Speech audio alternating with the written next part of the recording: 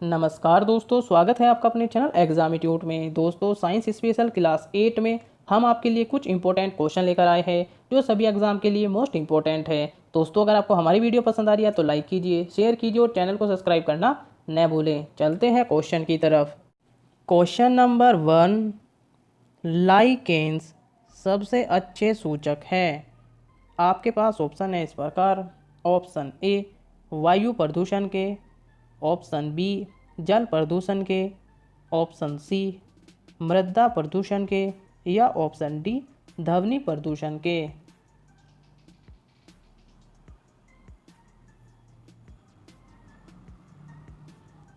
इसका सही आंसर है दोस्तों ऑप्शन ए वायु प्रदूषण के। डिटेल में जान लेते हैं दोस्तों इसके बारे में। लाइकेंस निम्न श्रेणी की ऐसी छोटी वनस्पतियों का एक समूह है जो विभिन्न प्रकार के आधारों पर उगे हुए पाए जाते हैं। यह वायु प्रदूषण के प्रति संवेदी हैं, इसीलिए यह नगरों के समीप नहीं पाए जाते। अगले क्वेश्चन की तरफ चलते हैं दोस्तों। क्वेश्चन नंबर 2, भूमिगत जल को दूषित करने वाले अजैविक प्रदूषक है। आपके पास ऑप्शन है इस प्रकार। Option A bacteria, option B शैवाल, ऑप्शन सी आर्सेनिक या ऑप्शन डी विषाणु।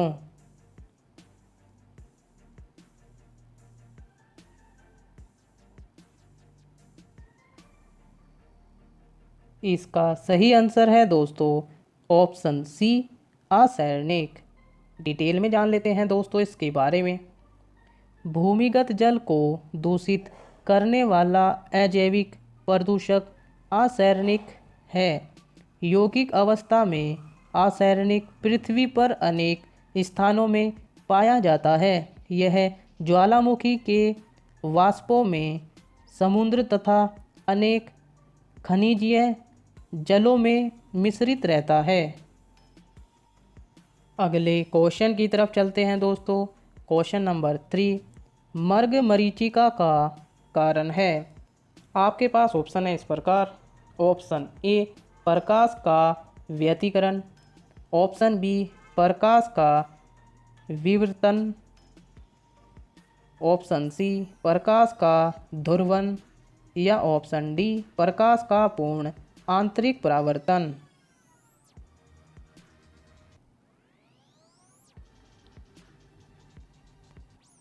इसका सही आंसर है दोस्तों ऑप्शन डी प्रकाश का पूर्ण आंतरिक परावर्तन। डिटेल में जान लेते हैं दोस्तों इसके बारे में।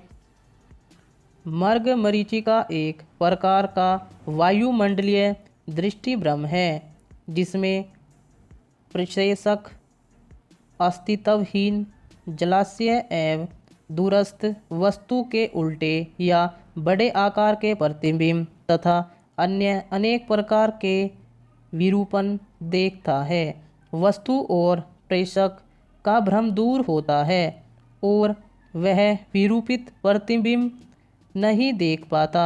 इस घटना की व्याख्या प्रकाश के पूर्ण आंतरिक परावर्तन के सिद्धांत के आधार पर की जाती है।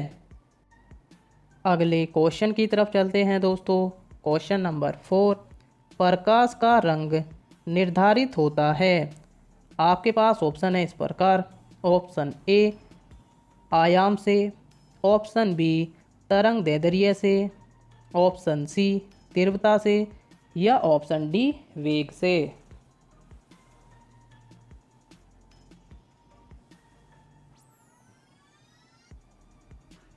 इसका सही आंसर है दोस्तों ऑप्शन बी तरंग दैर्ध्य से। डिटेल में जान लेते हैं दोस्तों इसके बारे में। प्रकाश के रंग का निर्धारण उसके तरंग दैर्ध्य से होता है। भिन्न भिन्न रंग के प्रकाश का तरंग दैर्ध्य भिन्न भिन्न होता है। लाल रंग के प्रकाश का तरंग दैर्ध्य सबसे अधिक और बैंगनी रंग के प्रकाश का तरंग दैर्ध्य सबसे कम होता है। अगले क्वेश्चन की तरफ चलते हैं दोस्तों। क्वेश्चन नंबर 5, फंक ने निम्नलिखित में से किसका आविष्कार किया था? आपके पास ऑप्शन है इस प्रकार। Option A vitamin, option B hormone, option C protein या ऑप्शन डी एंजाइम।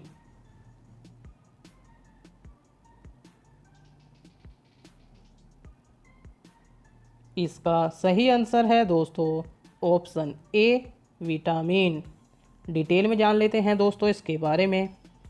वर्ष 1911 से 1912 में पोलिश साइंटिस्ट कैसिमिर फंक ने पहली बार विटामिनों की अवधारणा की निरूपण किया था। अगले क्वेश्चन की तरफ चलते हैं दोस्तों। क्वेश्चन नंबर 6, दूध का धवल रंग किसकी उपस्थिति के कारण है? आपके पास ऑप्शन है इस प्रकार। Option A lactose, option B albumin, option C carotene या option D casein.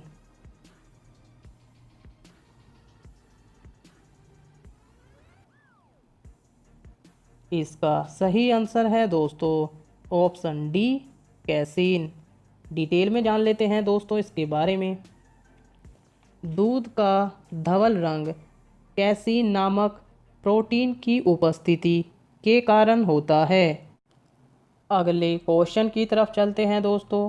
Question number 7, laser एक युक्ति है जिसके द्वारा उत्पन्न किया जाता है। आपके पास ऑप्शन है इस प्रकार। ऑप्शन ए स्वतः विकिरण, ऑप्शन बी वर्ण विक्षेपित विकिरण, ऑप्शन सी परकिरण विकिरण या ऑप्शन डी उद्दीपित विकिरण।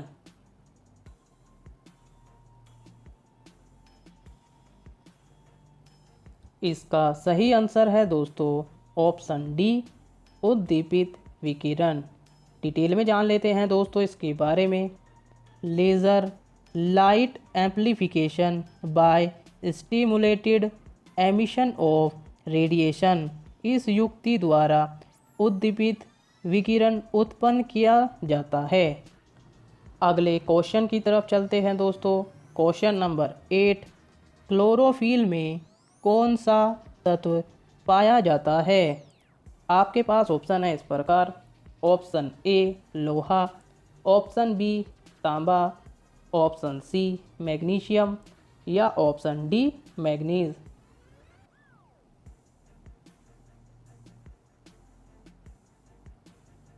इसका सही आंसर है दोस्तों ऑप्शन सी मैग्नीशियम। डिटेल में जान लेते हैं दोस्तों इसके बारे में। क्लोरोफिल एक प्रोटीन युक्त जटिल रासायनिक यौगिक है। यह वर्णक पत्तों के हरे रंग का कारण है। मैग्नीशियम क्लोरोफिल का प्रमुख तत्व है। अगले क्वेश्चन की तरफ चलते हैं दोस्तों।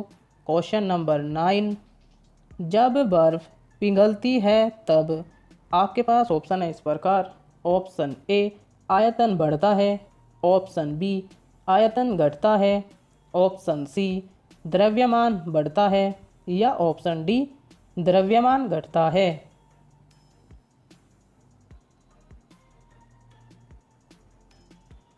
इसका सही आंसर है दोस्तों ऑप्शन बी आयतन घटता है।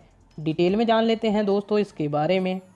ढला हुआ लोहा, बर्फ, एंटीमोनी, बिस्मथ, पीतल आदि गलने पर आयतन में सिकुड़ते हैं।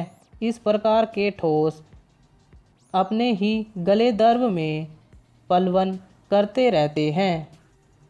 अगले क्वेश्चन की तरफ चलते हैं दोस्तों। क्वेश्चन नंबर 10, लास्ट क्वेश्चन है दोस्तों, question of the day. Dengue बुखार में मानव शरीर में निम्नलिखित में से किसकी कमी हो जाती है? आपके पास ऑप्शन है इस प्रकार। ऑप्शन ए प्लेटलेट्स की, ऑप्शन बी हीमोग्लोबिन की, ऑप्शन सी शर्करा की या ऑप्शन डी जल की। दोस्तों जैसे कि आप सभी को पता है क्वेश्चन ऑफ द डे का आंसर आपको कमेंट बॉक्स में करना होता है। साथ ही आपने 10 में से कितने आंसर सही किए हैं ये भी आपको कमेंट बॉक्स में करना है। दोस्तों अगर आपको हमारी वीडियो पसंद आ रही है तो लाइक कीजिए, शेयर कीजिए और चैनल को सब्सक्राइब करना न भूलें। बने रहिए हमारे चैनल के साथ। जय हिंद, जय भारत, धन्यवाद।